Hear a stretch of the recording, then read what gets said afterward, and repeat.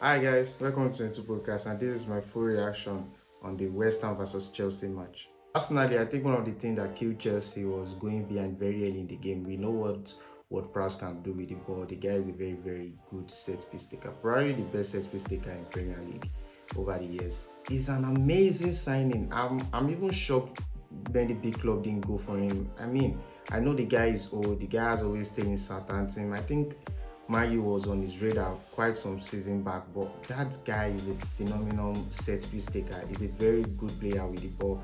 He can do a whole lot. Mention the free kick, penalties, corner kick. He can deliver the perfect ball into anywhere he wants on the pitch. I was very disappointed what I saw from Chelsea because they played like a team that have lacked purpose. They are just passing for passing sake. They held most of the ball, shooting for shooting sake once again. Jackson is still young. I think one of the big problems we are failing to look at is bringing a lot of young players into the team. There is no experience. If you look at that middle, 20-something years old. At the back, the big dog, Thiago Silva is 38 years old. At the front, Ryan Sterling is by far the oldest. The rest of them are just teenagers. You can't build a team around these teenagers. I don't think that's the right direction to go. You're supposed to have at least maybe the likes of Giorgio, Kovacic, still have little experience in the team. When you go out and you just bring in young and talented players, sometimes, most of the time, they will lose their way. See what I said today in the 90 minutes. I don't want to jump into that, but I just want to bring out that it was lack of experience. What we are seeing is just Dejavu for Chelsea all over again. Whether it's young players, whether it's old players. That's why this problem is so hard to trace. If you've had about 4 managers in the past 12 months and you've shipped out almost all the players you regard as dead wood and you're still seeing no change, you spent almost 1 billion on the team. I mean, what else does this Chelsea want? Is Dejavu all over again for them, and this is where the danger starts. If a player like Enzo Fernandez have won just 4 games, they bought him on the winter transfer. If he has won just 4 games out of probably over 20 matches, there's a problem in the team. Now, when all these new players that you brought in, you're expecting a new mentality, new outcome. If they start losing, like what we saw against West Ham, if they continue playing like this, they continue losing, it will get into their head. They will see themselves as probably like, we can't win, we are just Chelsea, it's just another whole new problem. It's the same thing, nothing's changing, and that's where the danger comes from, because football is a game of confidence. They need consistency, they need to win regularly.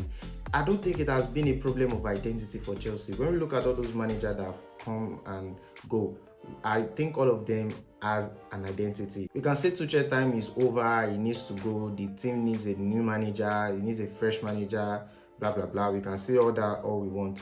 But we see a manager like Potter, see how Brighton was doing under him. He had an identity. That was the main reason why he got the Chelsea job, because he was a top manager. Not like a top manager like he has managed a big club, but his team has an identity. They have a style of play. He tried to bring that to this Chelsea team. It didn't work out for him. He got sacked at the end of the day. Lampard is just... I'm not even rating Lampard. Lampard is not a good coach in any way.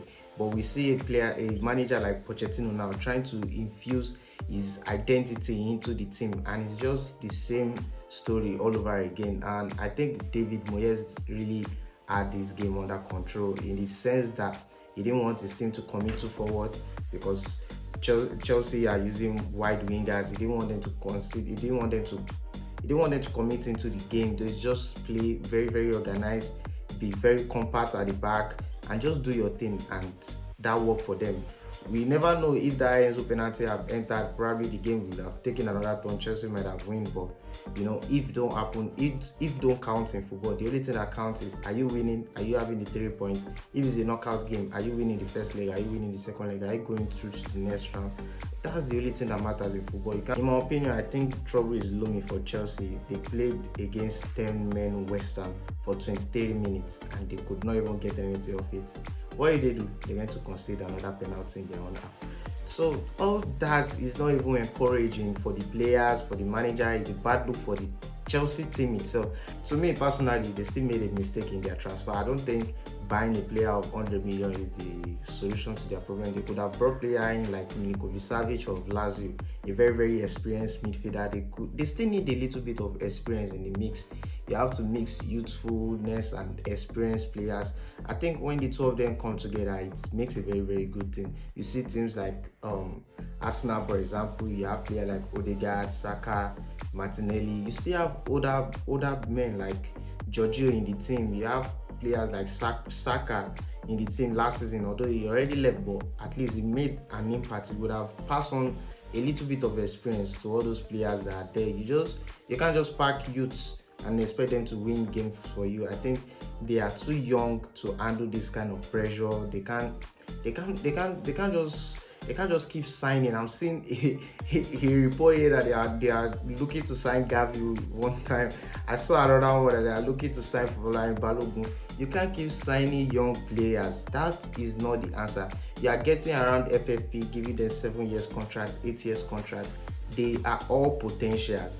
It's not even like you are sure they are going to probably make it, as in if they are going to turn out to the player you are thinking they are going to turn out to be. I think if Nkunku was in the game would be as bad as this, but it is what it is in football.